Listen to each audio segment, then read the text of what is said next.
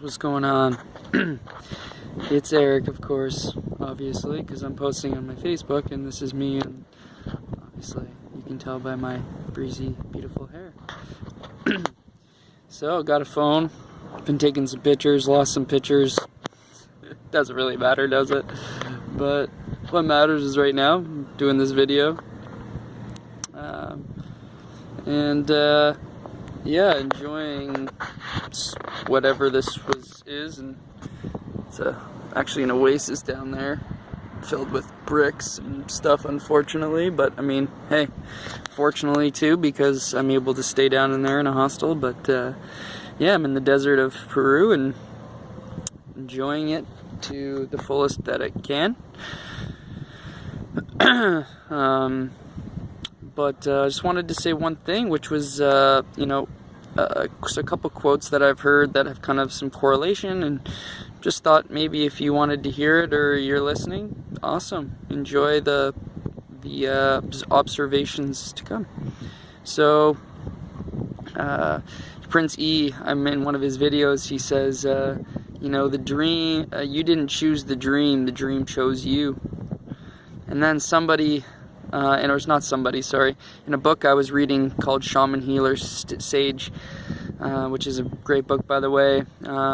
This doctor or teacher from California goes into the jungle and was searching for better answers for certain things that he was interested in, and he wanted to understand better.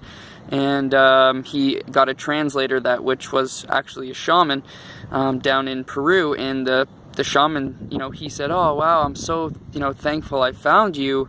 The doctor said this, and the shaman guy says, "Well, it only took us 25 years to find you.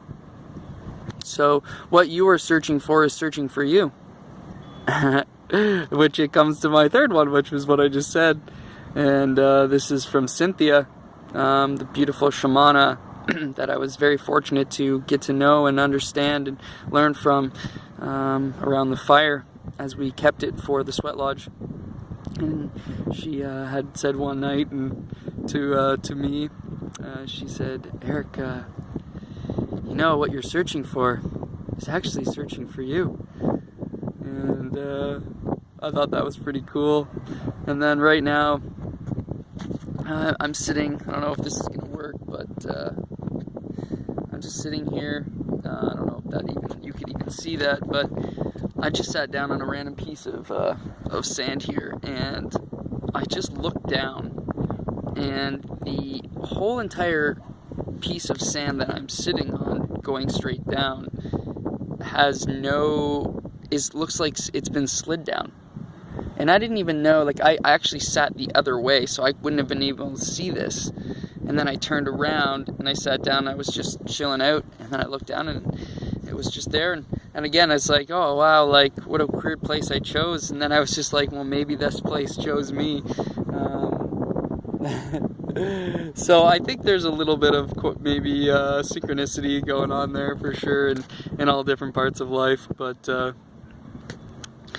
it gives you a good smile, makes you laugh, and makes you enjoy life in that moment, and perhaps even the next moments to come. Maybe there's a little bit of a ripple effect, which brings me to another point, which is exercise. And for me, and I think that's a really big exclamation mark, I say for me, and it creates a ripple effect in my life when I get some exercise in. I just definitely feel overall better throughout my whole day. It's I'm more prone to doing certain things that I know I love and enjoy, rather than just kind of sitting about pondering about them, rather than doing them and feeling the amazing effects of doing it and being in it, so to speak.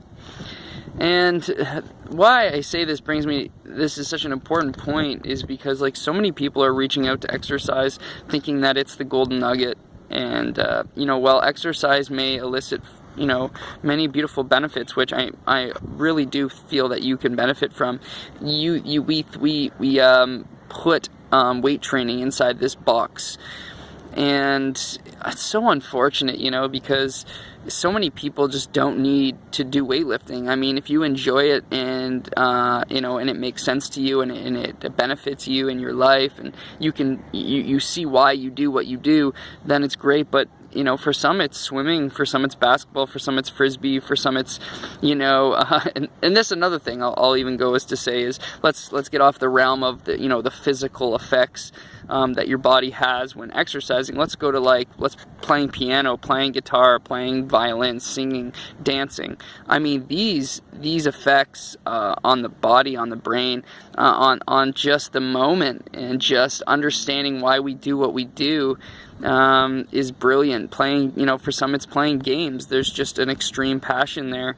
They truly love and enjoy it. But I think too is understanding why you enjoy it so much. You know, and that really comes down to the biggest answer of all, is why you do why you're doing it. Because once you realize, you know, potentially why you were doing something and it didn't make sense to you fully, then you're going to, I mean, you're gonna see something. You're gonna have an eye opener, which is a lot of what I've had lately, and big eye openers. And I'm always.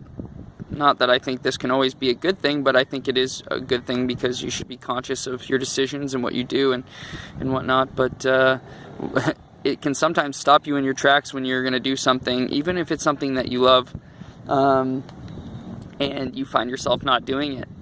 So someone's like, oh, I love doing this, I know that, but I'm just not doing it. And sometimes the reason, and not always of course, is for me, you know, if I can speak from experience, it's the fact that what I was feeding when I was doing what I was doing was just not consciously, I knew was not for the greater good of myself. So some rewiring needs to be done, and that takes time, and that takes some better being. So being on top of your doing, conscious doing, not just fully for well, whatever your reason is. I'm not even going to explain them, but you just know, because it's a deep down thing. So you know, just maybe when you're doing stuff, you know, just always just a great reminder, just like, well, hey, why am I doing this again? I think that's an important question to ask. So just make sure, you know, if you want, of course, there's no obligation to do absolutely anything, but if something doesn't feel right, it's a great question. Questions are always great to ask yourself. But if everything's going really well and you're loving it, continue to do it and enjoy it. I think that's most important. Yeah, you know, make the rest of your life the best of your life, and treat life well. Do so in ways that, you know, make sense to you, and you know, life will potentially give in return what you give to it. So I hope you don't take too much from it, although it's there for the giving, so I do understand that. I hope your life is going easy now, or easier, less resistance. This is important. Something I've learned from the shamans and stuff is, you know, they always wish an easy life, and I think an easy life just means leading with your heart, you know, leading with the right things, and it won't become stressful. No comparisons, no judgments, just getting inside yourself and doing what you want and love, and knowing it's for the greater good of yourself, you know. I think that's important. Anyways, guys, this video obviously gets a little long as I talk, and you can see just tons and tons of sand dunes, and actually I actually had to climb up this beast, which was pretty massive, but you know, it's all for the love and enjoyment, and actually the peace and quiet, to be honest with you. Up here there's no one really, so actually there is no one. I saw 2 people walk by and that was it. And, there's time and place for both. I know that in my life. There's a time and place where I love my time alone, and there's times when I'm alone and I wish I wasn't. And just learning more and more about myself is a beautiful thing. Sometimes you got to put yourself in those positions to understand and experience them, so you know what feels good and what doesn't. Anyways, much love to all of you. Seriously, much love to all of you. Wish you the greatest of lives. Be well. Hug yourself every once in a while. You deserve it. And yes, love you very much.